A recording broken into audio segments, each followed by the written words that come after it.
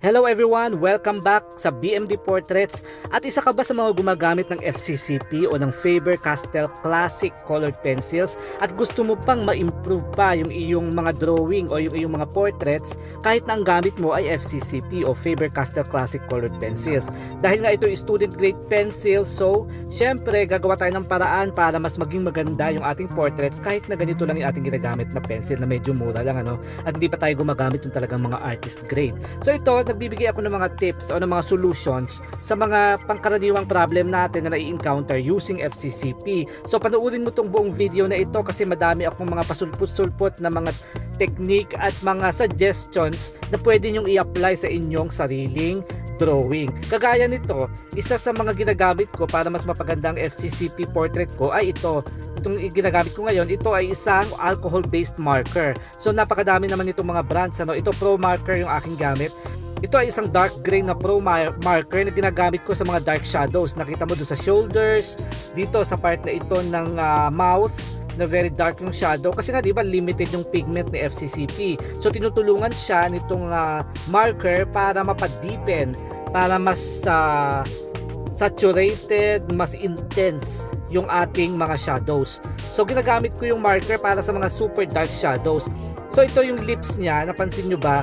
Hindi pa colored pencil yan, Hindi pa yan FCCP. Yan ay marker pa lang. So nilagyan ko siya parang marker based doon sa buong mouth. Na yan, nakita mo, hindi pa yan colored pencil, wala pang FCCP yan, These are markers lang yung nakalagay ng mga colors na yan. So gumamit ako ng mga reddish na marker at saka ng medyo mga lighter marker din para sa mga lighter shadows. So makita nyo, ayan, dito ko palang nilalagyan talaga ng FCCP yung kanyang lips. So makikita nyo ngayon, dahil nga meron tayong base na marker, makikita nyo kung paano naging full and fully shaded, very intense yung kanyang lips. Kasi dun nga sa reference photo, makita mo ang ganda nung lips niya dyan, di ba? Maganda ng shadows.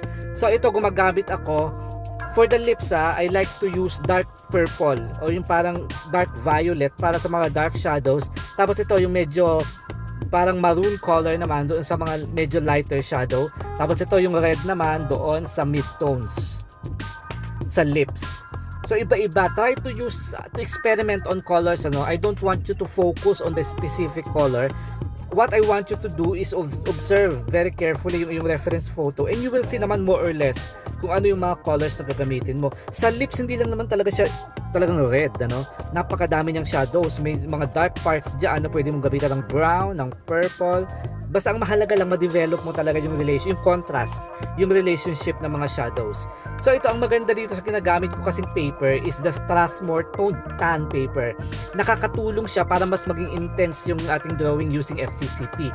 And at the same time, maganda rin tong paper na to kasi tinan mo, gumagamit ako ng aking white pencil at talagang kumukulay yung aking white pencil. So nakakapaglagay ka ng mga highlights ng napakadali lang, Hindi kagaya ng kapag white paper kasi medyo mahirap kumulay yung white pencil. So ito, ini-intensify ko pa yung shadows ng lips using dark purple. Ayan. So ganyan, you try to use a lot of colors. Play around sa mga colors. Huwag ka lang gagamit ng isa o dalawang colors para mabuhay yung portrait mo. Kasi yun ang sikreto ng realism. Yun ang sikreto na hindi flat. Yun ang sikreto para magmukhang 3-dimensional yung drawing mo. Try to experiment on the different colors and try to study yung tinatawag dating shadows and highlights. May relationship kasi sila. So, hanapin mo kung nasaan yung mga dark shadows, mid-tones, light tones, and highlights. Pag na-identify mo yun, i-drawing mo siya. Use a lot of different pencils para ma-draw mo siya, Hindi lang yung talagang monotone, yung isang klaseng tone lang ilalagay mo. Talagang ang tendency is magiging flat nga yung drawing. So dito makikita mo, even doon sa shadows dito sa left side ng face, very shadowed yung area na yan So that is highly shadowed compared doon sa right side kung mapapansin mo. So you need to get yung tamang tone ng shadow doon sa tamang darkness. Don't be afraid to draw the shadows because the shadows will make it for you. Yun yung magbibigay ng buhay sa iyong drawing. Nakita mo, ayan napakadaming colors ng ginamit ko dyan sa left face na yan. Nandun yan sa part 2 nitong drawing ko ilalagay ko sa description below yung part 1 at saka yung part 2 para makita nyo yung kung paano ko ginamit yung Gamsol para magbigay naman siya ng smooth texture dun sa skin, ano? Kasi di ba isa nga sa pinaka problem natin ng mga FCCP user is yung kapag nag-layer ka na ng 3 or 4 layers, napapansin mo ba parang nagbi-build up lang siya, nagbubuo-buo, hindi maganda, very rough, ang hirap i-blend. So, with the help of the Gamsol or the solvent na ginamit ko doon sa first video or sa second and first video, makikita mo doon ano, kung paano tayo umabot dito sa ganito. Actually, yung nakikita mong shade dito, doon sa right side ng muka nitong si Liza, ito pa lang yung ating base, shadowed base na binlend natin na monochromatic FCCP pencils, binlend natin using solvent o yung Gamsol, kaya nag-iwan siya ng magandang marka na very nicely based dito, pero hindi pa yan yung skin color. Nakita mo, hindi ko pa nilalagayan yan ng actual skin tone. Dito pa lang sa left side yung merong actual skin tone talaga na after natin malagyan ng solvent. Now, balik tayo dito sa ating ginagawa. Ano, nakita mo sa lips ni Liza, ito kompleto na meron na siyang FCCP. So nakita mo lalong gumanda. Kung may FCCP lang at hindi ko nilagyan niya ng marker, I doubt kung makukuha ko yung ganyan ka-intense na saturation ng color ng lips. So malaking tulong talaga si marker. Pero makita mo hindi naman siya nagmukhang marker, no? Nung dalagyan na natin ng FCCP, nagmukha siyang parang prisma color yung ating ginamit kasi very nicely beautiful yung naging shade niya, no? Ngayon pagdating sa teeth, isang pagkakamali ng ibang mga batang artist, ano, na ang teeth ay puti. Hindi po puti ang teeth. There are lots of colors and shades sa ngipin, ano, para magmukha siyang hindi flat at 3-dimensional, mukhang nakaangat yung ngipin. Madami yan, may mga grays, may light blue akong nilagay, may nilagay akong parang very light yellow, may nilagay akong parang gray, may nilagay akong parang a little bit of flesh colors. Ang dami ko pang nilagay sa ngipin pa lang yan. And then ibe-blend ko siya using this white pencil, and at the same time maglalagay na rin ako ng mga highlights gamit din itong ating white pencil. So ayan, sa mga gumagamit ng FCCP, malaking bagay, ano, na alam natin kung ano yung behavior ng ating pencil. Ang ginagamit kasi natin is only a student grade pencil, ano? Hindi naman yan katulad ng Prismacolor o ng Polychromos o ng Caran Dash Luminance na talagang hindi tayo mabibitin pagdating sa quality ng pigment at saka sa blending ability. Dito medyo mahirap, ano, medyo struggle. Pero hindi naman natin kailangang mahirapan dahil nga syempre sa tinagal-tagal na ginamit ko ang FCCP ay kahit paano nakahanap ako ng mga paraan kung paano natin makakonquer yung napakadaming limitations ng FCCP.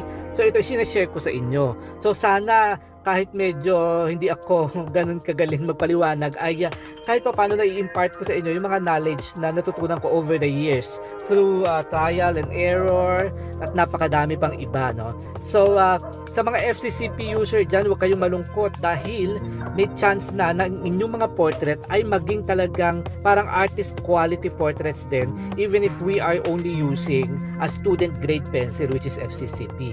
So ito okay, bibigay ko yung mga basic, ano, na pagle-layer. Unang-una, dapat laging light pressure lang ang ginagamit natin, ano, lalo na sa simula para hindi siya maging magaspang. And at the same time, panatilihing matulis ang ating lapis. Hindi naman tayo maghihinayang na mag-sharpen ng ating pencil because hindi naman siya kasing mahal ng ibang mga artist grade pencil. So tasa lang ng tasa because that will help you na maging mas smooth yung pagle-layer mo. Kasi nga ang ina-achieve natin dito multi-layered, ano, using FCCP. And gaya nga ng nasabi ko kanina, medyo mahirap talaga sa FCCP ang multi-layered kasi may tendency maging magaspang. So gumagamit nga tayo ng Gamsol, pero nakita mo dito nung yung ginamitan natin ng Gamsol na base tone, yung mga sumunod na mga nilayer kong color, surprisingly maski ako nagulat na kasi ngayon ko lang din naman naisip na gumamit ng solvent, ano, para pang tunaw ng ating base tone. Hindi ko naisip na mag-iiwan si Gamsol at saka yung FCCP na base ng smooth na para siyang nag-iwan siya ng very nice and waxy and smooth texture doon sa paper. Kaya yung mga sumunod kong mga layers ay hindi ko na kailangan pang i-blend, hindi ko na kailangan pang i-smudge. para maging smooth. Natural na siyang smooth na lumalabas dun sa aking paper. At the same time, mas parang mas intense lumalabas yung mga colors ng FCCP after nating maglagay ng base tone na shadow kagaya nito. So panuurin nyo kung paano ko nilagay itong base tone na to doon sa first and second part nitong video. Ilalagay ko sa description. So ayan siya. Nakikita mo, layer lang tayo ng layer ng iba't ibang klaseng skin colors. Normally, wala naman talagang yung mga nagtatanong kasi na ano ba yung ginagamit na color, depende talaga sa reference, depende sa judgment call yan talaga eh.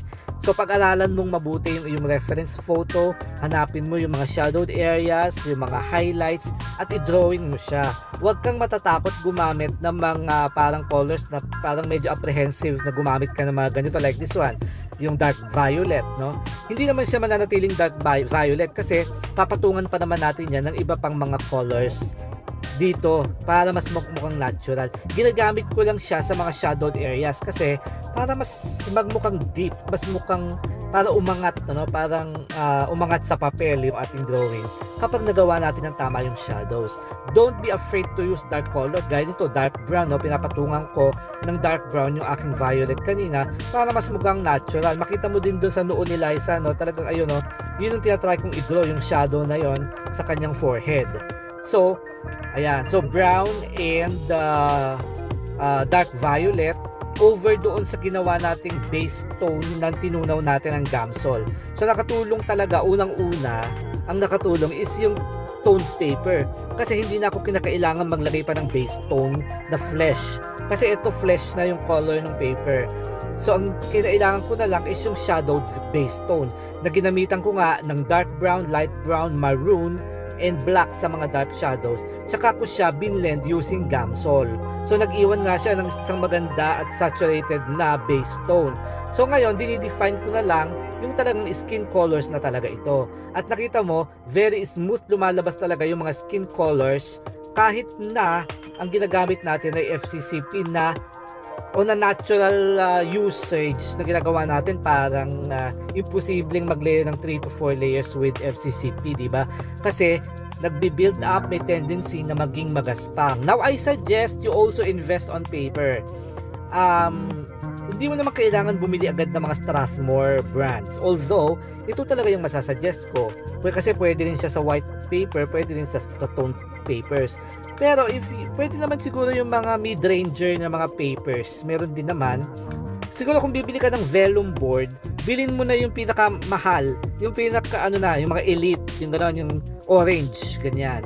So, kasi napansin ko, mas makapal sila, mas stronger yung tooth nila compared doon sa mura, yung Works na brand, no? So, kung bibili ka, biliin mo na yung mga elite, yung medyo mas expensive na vellum boards. Kasi, yun yung nakikita ko na pwedeng murang substitute with Strathmore papers. So, ayan.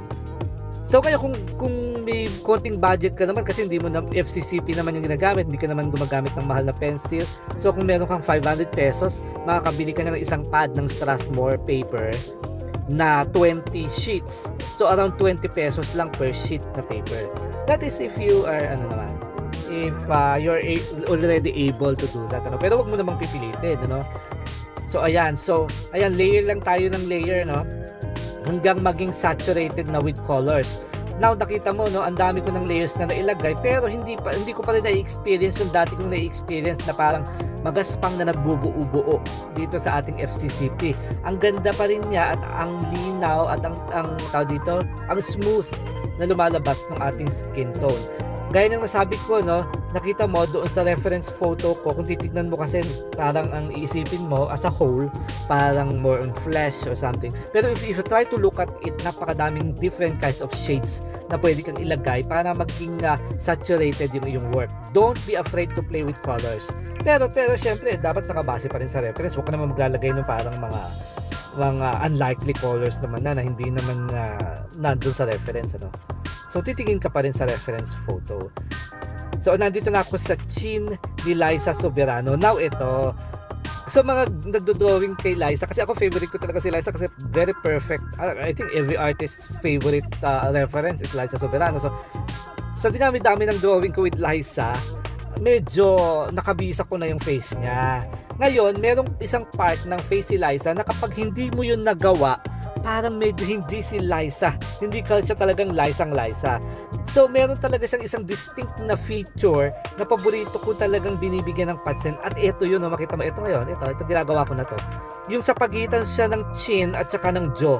This one, ito parang ewan ko anong tawag dito, parang second chin, double chin ba ang tawag dito? Itong part na to na parang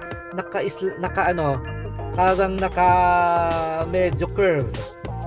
Makita mo yung part na ito, yung sa pagitan ng chin at saka ng jawline. This one yung highlight ko. Yan yung para sa akin pinaka-highlight or pinaka-distinction ng mukha ni Liza. Kaya nagbibigay talaga ako ng talagang dito kasi medyo complicated yung shadow niya eh. So kapag nasobrahan ka naman, magmumukha namang double chin. So kailangan mo talaga siyang makuha. Pag hindi mo naman siya drawing ng tamang-tama yung shadow, talagang may chance. Ewan ko kung nafe-feel nyo ba yung pag nagdo-drawing kayo na kapag mayroong isang distinct part ng feature na hindi mo nagawa ng isang personality, parang hindi niya masyadong nagiging kamuka. So para sa akin, this part talaga nung chin, yun yung talagang distinction ni Liza eh. Sa akin sa shape ng face niya. So ayan talagang binagbubuhusan ko talaga siya ng oras na makuha ko itong parang naka-curve na ito na part sa kanyang lower jaw. Hindi naman sa jaw, nasa pagitan ng jawline, nasa jawline siya ito, nasa taas ng chin. Yan, ito. Nilalagyan ko ng orange. Yung shadow na yan, para sa akin yan yung pinaka-distinct sa face ni Liza Soberano. So kaya pagdating na dyan talagang medyo nagbubuhos talaga ako ng oras. So ayan siya. So ito more only itong left part lang including the nose yung pinakita ko with this drawing. So abangan nyo yung next part para doon sa right face naman ni Liza ang ating gagawin at yung kanyang lower body na napaka-shadowed. Makikita nyo kung paano natin gagawin yung napakadaming shadows na yan. So salamat sa pagtsatsaga dito sa aking munting tutorial. Kung bago ka pa lang dito sa channel ko, please consider subscribing at panuorin mo pa yung iba kong mga tutorial. Marami akong tutorial, may mga playlist doon ng iba-ibang pencils. So yan, ito yung this part lang. So salamat sa pagtsatsaga sa panunood. If you have any questions, please comment. Thank you, bye!